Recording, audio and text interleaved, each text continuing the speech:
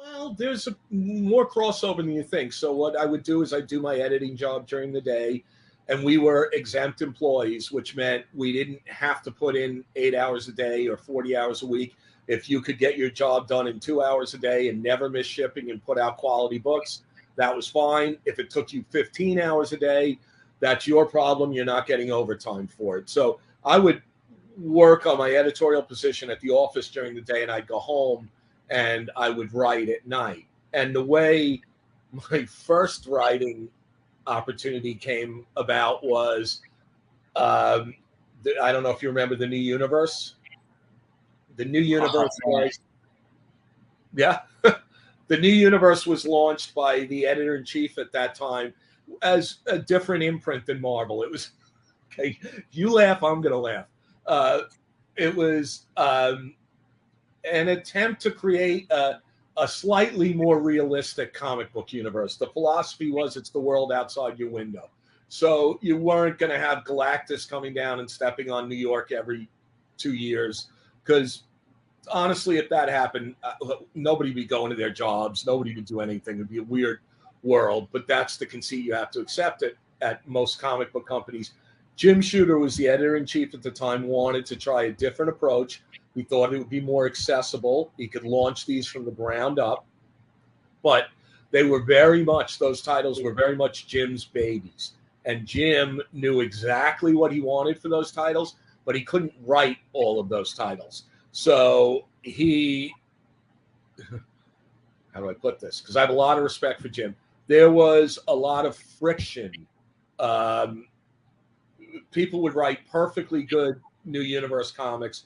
It wasn't what Jim saw in his head, and Jim would try to get them to correct it, and it get corrected over and over again. And it was always, it's never going to be possible to produce what's in someone else's head. You just can't do that. There's going to be details that will be missed. It meant books started missing shipping. That reflected badly on those editors.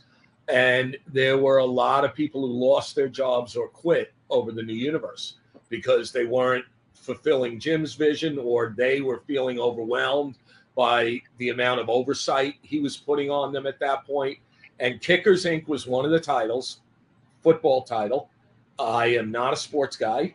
I like football enough, but not, I didn't know enough about it to really be writing a title.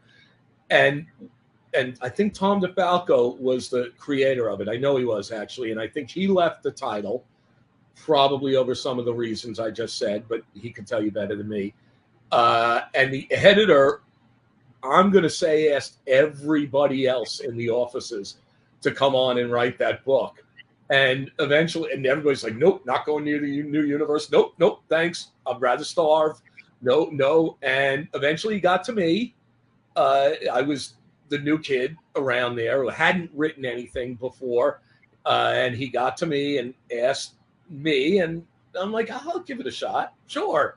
Why not? What do I have to lose? I did think I was probably going to lose my job over it, but I was young and stupid. And so I did it. And then it led to some toy comics, Animax, I think, that was a licensed comic. Those are always difficult as well because you have to get the approval of your editor. Your editor has to send it to Hasbro to get approval about whatever's going on. Each one at every stage will ask you for changes. Then eventually you'll make the changes. You'll send it to the editor. They'll send it back to Hasbro. At that point, there's a new person in charge of that toy line at Hasbro, and they have totally different ideas. So you were doing a ridiculous amount of revisions on licensed product as well. But again, I didn't have many choices available to me, so I took the opportunities as they came up. And I like to think I developed my skills enough to eventually get offered mainstream Marvel books.